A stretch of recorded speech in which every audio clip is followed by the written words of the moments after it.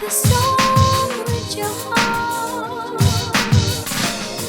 Play the song with your heart. And there's so much that we can go to, but let's start off with our biggest surprises. Brian, what are some of the biggest surprises that you witnessed from this past week? The past week, I will say for biggest surprises, I gotta go with the Bengals. The Hmm. Bengals, well, I didn't expect them to lose. I expected them to be rusty. I expected them to not have the rhythm on the offense to be a little wonky. But the Patriots, they was repping on them. I'm not gonna lie. I'm like, oh my, it's the early season Bengals. We've seen this story the past couple seasons, so it was too. But I didn't. I knew the Indianapolis Colts was going to be decent. I didn't expect that game to come down to the wire like it did against the Texans. And Anthony Richardson, he wasn't perfect by any means, but daggone it, he made some plays. And sometimes football isn't always about who's the most consistent throughout the game. It's about who can make the three biggest plays.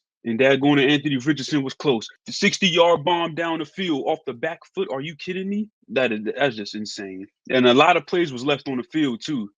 That game could have went a completely different direction if 2 or 3 plays happened the way it was supposed to.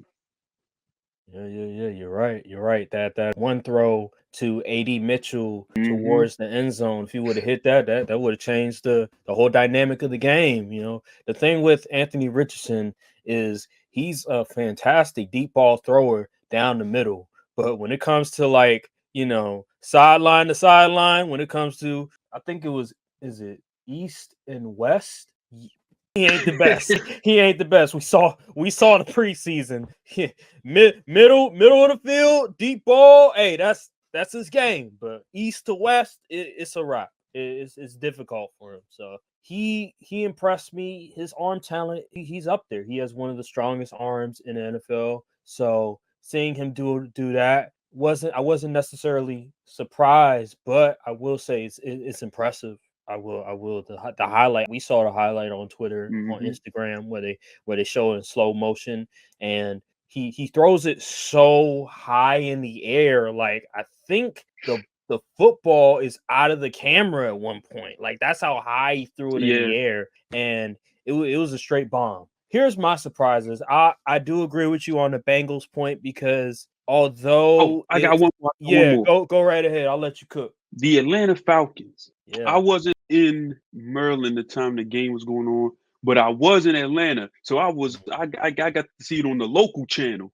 And my word, Kirk Cousins looked bad, like ski mask type bad. But apparently, after further review, after people broke down the film and everything, they said he can't put his foot in the ground and deliver a throw, which is bad. Concerning. Now, I'm not sure if the Falcons, now you're really starting to wonder why didn't the Falcons want to play Michael Penix in preseason games? And it's like they were trying to keep this whole thing to see. No one in camp saw that he couldn't plant his foot and make a throw. Why do we have to wait until week one of the season against a top 10 defense that the Steelers have to see that the man can't plant his foot and throw and deliver a throw? No, that was.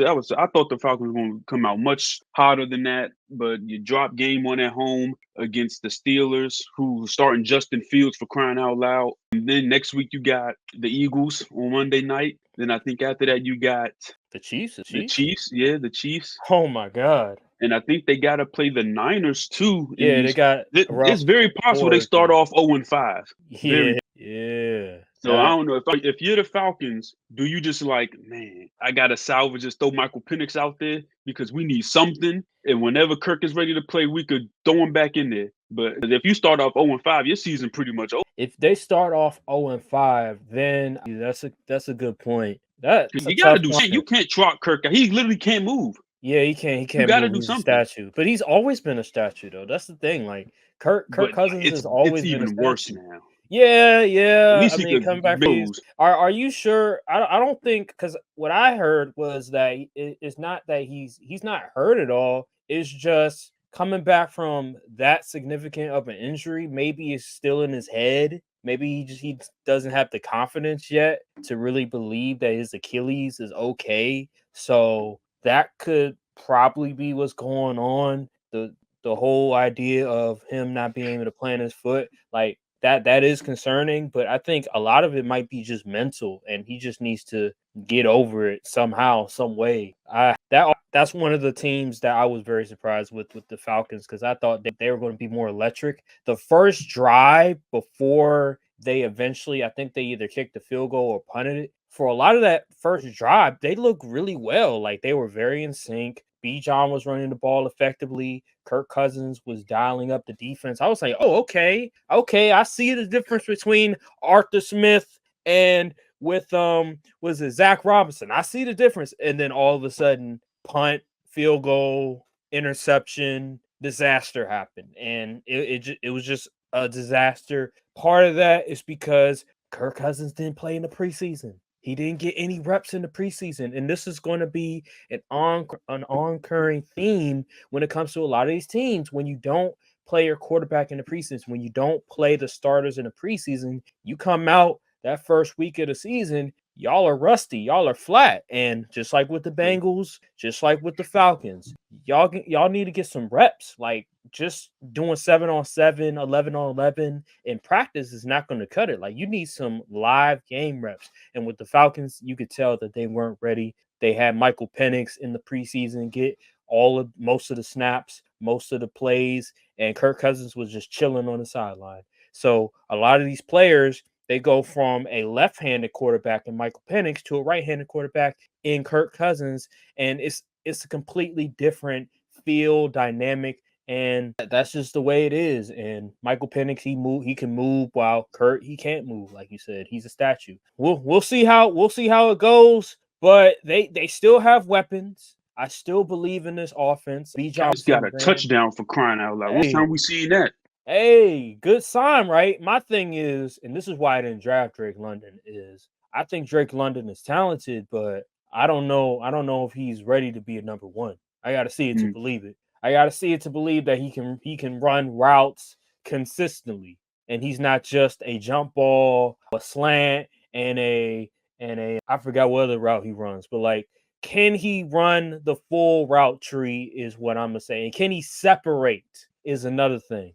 I don't know. I don't know. And he had Desmond Ritter, so we really couldn't get a sense of, is he a good receiver or not. Well, now you have Kirk Cousins. Now we can really see, all right, can you live up to the bill? Because I know it's fantasy, but they had him projected as, was it the 10th best receiver? No, excuse me. In the second round, I think maybe the 10th best receiver. So hey, the fantasy people have high hopes for him. Reach. So I mean, hey, we gotta see it. But yeah, the Falcons were a big surprise for me. Another surprise for me was, you already mentioned the Bengals. My thing with the Bengals is, like, I was watching a little bit of the film. The offensive line is still a question mark. Like, it's been a question mark ever since Joe Burrow has been in the league. Like, they're drafting linemen, they're acquiring offensive linemen in free agency, and yet it's still a question mark. And what I saw from the offense, it was a lot more reserved. Like, it was a lot of short, intermediate routes. They couldn't throw the ball down the field vertically. There was not a whole bunch of deep passes that I seen. So maybe it's just week one jitters, but overall, the offense just felt very predictable. It felt like the Patriots knew exactly what they were trying to do. They didn't. The Patriots defense never felt like they were rattled or scared. Like there was no fear from the Patriots defense at all. It felt like, okay, we'll allow you to get this 5-yard route. We'll allow you to get this curl route. But guess what? You're not going to throw the ball 30 plus yards down the field. So why should we feel afraid about your team? Even with Jamar Chase and the wide receiver they drafted at Alabama, like these guys, and no T. Higgins as well. That's another thing. That's a big loss. But overall, just the offense, it just didn't feel dynamic at all. It didn't feel there was no verticality to it, and they suffered. And that's probably the reason. I think they only scored 7 points. Yeah, like when you can't throw the ball down the field 30 plus yards and you're just resorting to 5-yard, 15-yard routes, it's going to be very easy for the defense. 10 points with Joe Burrow, Jamar Chase. It's just going to be very easy for the defense to key in on you. And that's really what it was to me. They normally do this every year, but the fact that they continuously do this against a team that a lot of us thought was probably going to be in the running for the number one pick is unacceptable. It really is. It wasn't even a division opponent. It was just another, a team in the AFC that nobody was really looking to. If this was like Pittsburgh, I could understand it. But come on now, like the Patriots, it's not the same Patriots with Bill Belichick. I don't get it. There was another team. Matter of I fact, got a it's not couple. even necessarily teams. It's It a was the person, rookie. ain't it? It was the Caleb rookie. Williams, wasn't it? It was all so the rookie QBs. I was surprised at how awful they looked.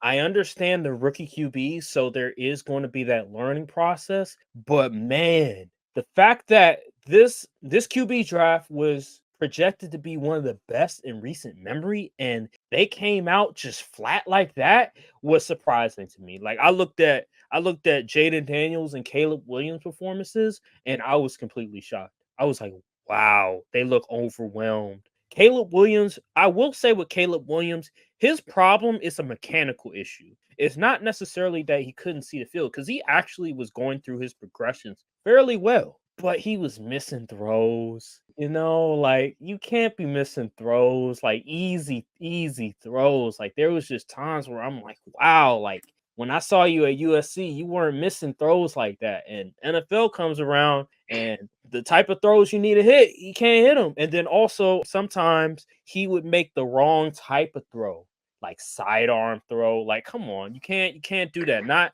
at the red zone area. You cannot do a sidearm throw. I get it. I get it. The pass rusher is right in your face after like a second and a half, but you can't do a sidearm throw. That's not going to work. And his passes kept getting batted down. Sounded like a former Bears quarterback. He's with Pittsburgh now, Justin Fields. Yeah, it sounded like Justin Fields. Keep getting his passes batted down by the pass rush. It's very funny. But yeah, mechanical issues with Caleb Williams. I think his issue can be easily corrected because he's still doing a really good job of reading defenses. He's going through his progressions. He's not a one read and go type of guy. Now let's get to Jaden Daniels. Now this dude right here, I don't know what is going on with him. This is scary. Like there would be, I posted in the group chat. He would literally go through his progressions, see that the receiver is open, and like, oh, I'm gonna go to the next read. I'm like, bro, he's wide, he's open. I'm not gonna say wide open, but he's open right there. You gotta pull the trigger, and he's just like, nope, I'm not gonna do it. I'm like, why? Like, and then remember the play, it was a play action, and I think Terry McLaurin and another receiver were, it was like a deep ball, it was a deep ball pass. And Terry McLaurin beat his man. I think it was towards the middle of the field. And Jaden Daniels didn't pull the trigger. I'm like, why? Like, what are you doing? And yeah, I mean, there was one clip on Twitter. I wasn't able to see it, but somebody said that they say that Jaden Daniels didn't know the play. He was looking one direction, but the receivers were running the other direction. He was overwhelmed. You could tell. There was one time where, and this was one of his flaws coming in, the fact that when he's moving on the run, he doesn't throw the ball. Like he'll just try to scramble. So He's not keeping his eyes downfield. So the pass rush was coming. He evaded the pass rush. The receivers were still doing their thing, going through the routes. I think Terry McLaurin, he just kept running. He stopped and then ran again. And I think the corner fell. And Jaden Daniels was, he was running whatever, and he could have threw Terry McLaurin the ball after the corner fell, and that could have potentially been a touchdown, but he just elected to scramble. And I'm like, dude, what are you doing? Just throw the ball. That was one of the concerns from LSU, and it has shown itself in the National Football League. He needs to just stop hesitating and pull the trigger. Like there are times where you need to realize that open is like this. It's close. Like it's open is not going to be wide open. Pause. It's a very small window. NFL open. You gotta pull the trigger. If not, then you can't start in the league. I'm sorry. And he looks so nervous out there. I get the rookies. I'm not gonna abandon ship like some other Commanders fans out there that weren't even Jaden Daniels, didn't want Jaden Daniels to begin with. I'm not gonna do that, but it's concerning. It's not like with Caleb Williams where his issue is mechanical. With Jaden Daniels, it is a can are you seeing the field? Are you trusting your eyes? that's something that's going to be hard to correct. But they're going to see film. Hopefully, Cliff Kingsbury and the quarterback coach can just tell him, like, look, you got to trust what you're seeing. You got to pull the trigger. You cannot be hesitant on your looks Yeah. because that's just the way of the NFL. The speed, that's another thing. The speed of the game was overwhelming the rookie QBs. You could tell. Like, it was, I was watching the film and yeah, around 2 seconds, they was like, whoa, dude, the pass is already here after 2 seconds. Yeah, buddy. Yeah, that's how it goes. And then final point when it comes to big surprises, obviously, I want to go back to Caleb Williams because everybody is crowning Caleb Williams like he's going to be the next great quarterback in the league. See, this is the thing with these. You cannot crown them too early. He's a rookie QB. He's going into a situation. What I tell you, Brian, I said it on the prediction show for the Chicago Bears. I said their offensive line, besides Tevin Jenkins and Darnell Wright, everybody else is suspect. That center for the Bears is garbage. He was Yeah. getting bullied. He was getting pushed around. The guard play getting pushed around. And what happened? The interior was getting cooked every time. And Caleb Williams had to keep evading. He had to keep running around, spinning around, try to evade him. And that was a lot of the reason why they weren't able to get a whole lot of offense going. And Caleb Williams was all hesitant a lot of times because of that pressure in the middle. And that's going to be a concern going forward. And I knew this coming in. This was the same thing that was happening with Justin Fields. And now Caleb Williams has to deal with it too. 93 yards passing next week. You cannot have another 93 yards passing. That is unacceptable. And you can't miss your throws either. Now, Romo Dunze, he's going to be out. So now it's just Keenan Allen and it's your man's DJ Moore. You got to figure out a way to get them the ball because if not, then the curse of the Chicago Bears QB, it's going to be some talks. It's going to be some talks. I After do I do have one more Yeah, go right surprise. ahead. I just want to say I am truthfully sorry for Carolina Panthers fans. I expected y'all to not be good this year. We ain't expect y'all to be a playoff team or anything, but 47-10 game winners against the Saints. Damn, yeah. I just feel bad for those. That was I was like, wow, they're getting floored. Like they got ran. It was terrible. Yeah. They made Derek Carr look like he was in his 2018 with the Raiders. That was man. And the crazy thing is, I don't even know. That was just Man, bad. That was bad. man, I was shocked. I was shocked at how Bryce lopsided Young it looked was. terrible still. Man, had high hopes for him. Dave Canales, Godspeed, brother, because whew, J.C. Horn out there getting cooked. Derek Brown hurt now too. Yeah. The Yeah. one of the few bright spots. Now Dave. Y'all should be calling for Dave Tepper's position. I'll say that Yeah. I was because that was unacceptable. Unacceptable. I was surprised. I was very surprised. Me and you, we were I would say more high on Bryce Young than majority of the people. I wasn't ready to necessarily give up on Bryce Young. Some people think he's trash. I didn't think he was necessarily trash. I just thought that he was surrounded by an unfair disadvantage. He didn't have much to work with. And now they invested more into him and they brought in an offensive coach and it seems like nothing much has changed at all. I saw a post on Twitter that talked about Dave Canales' system,